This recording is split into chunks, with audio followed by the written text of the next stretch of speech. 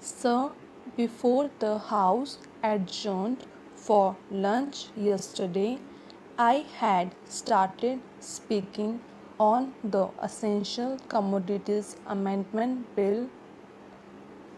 I have got here with me the bill as introduced. In the statements of objects and reasons, the government pointed out that in certain cases it might be necessary for them not to award punishment prescribed in the law as it exists at present, but to forfeit a part of the deposit. This relates to minor offences under the Essential Commodities Act. I can quite understand this, and generally, therefore, nobody would oppose this thing, but the question that I wish to raise in this connection before the House is the manner in which this act is being implemented by the government and also by the state governments. I mention the state governments because here is a measure which is sponsored by the Ministry of Food and Agriculture, and in regard to many aspects of which I believe the central government has concurrent jurisdiction, but much is left to the states.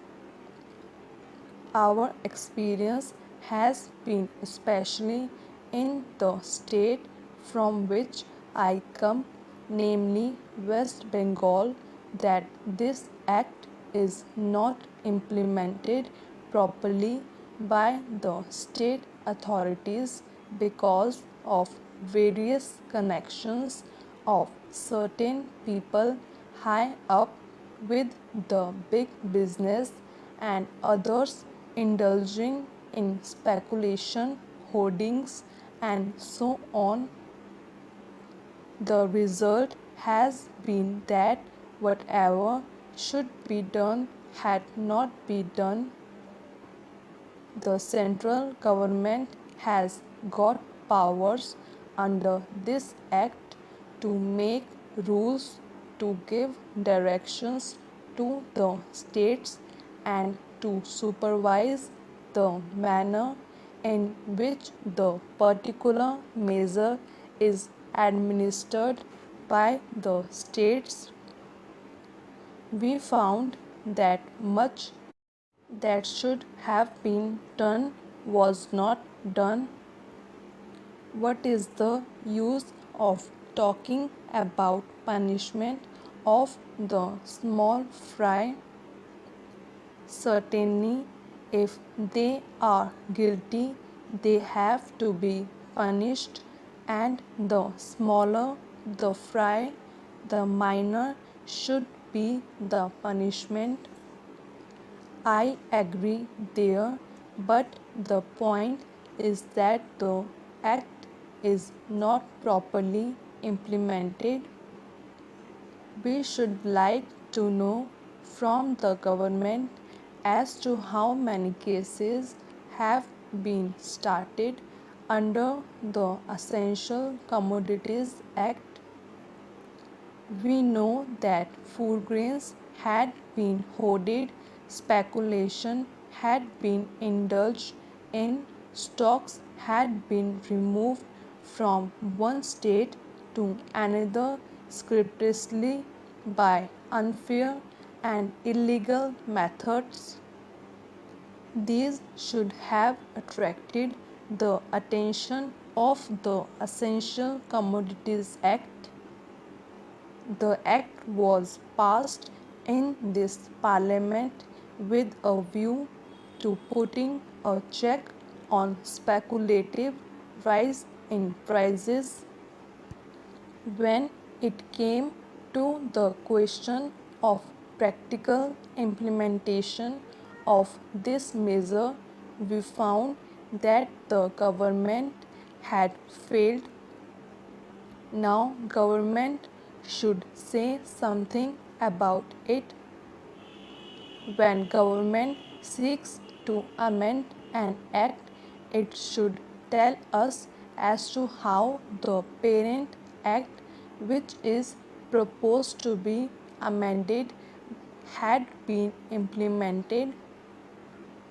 Is it the contention of the government that difficulty arises because this particular provision is not there in the Act?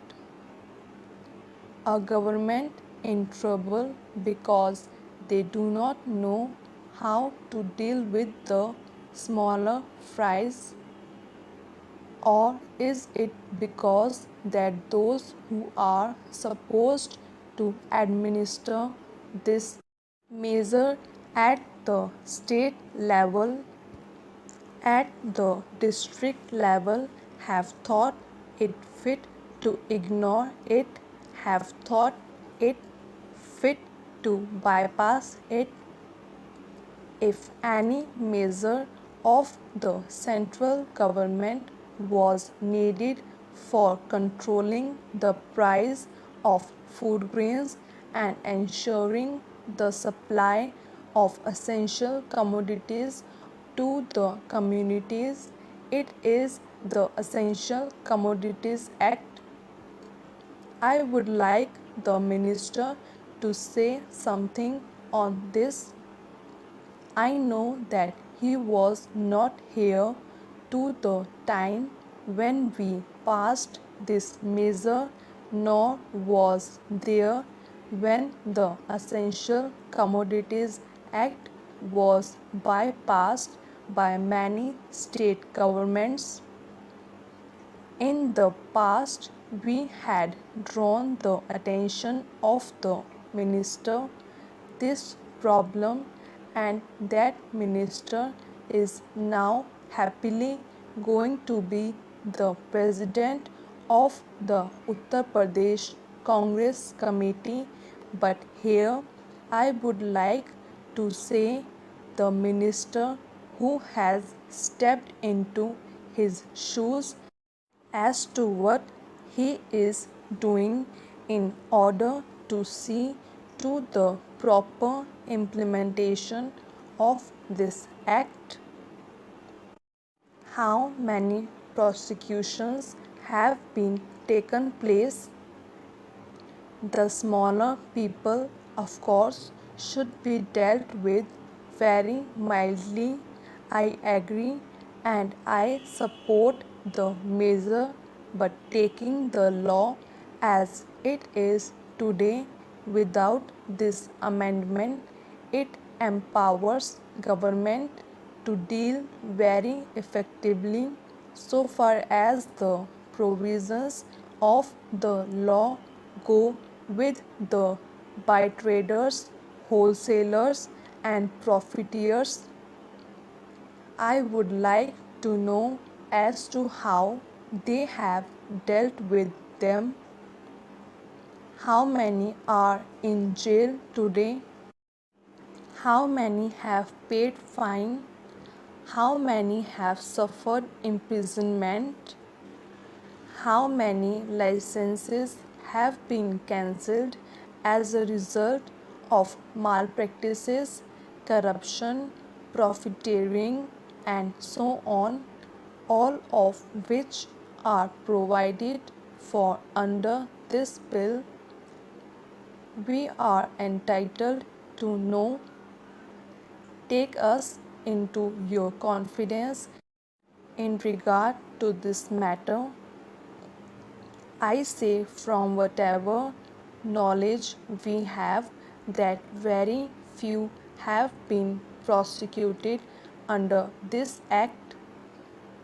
If it is so, it is not because of black market trade has suddenly become white market trade, or those impetuous people have suddenly become virtuous with the succession in the office of the food minister by a new man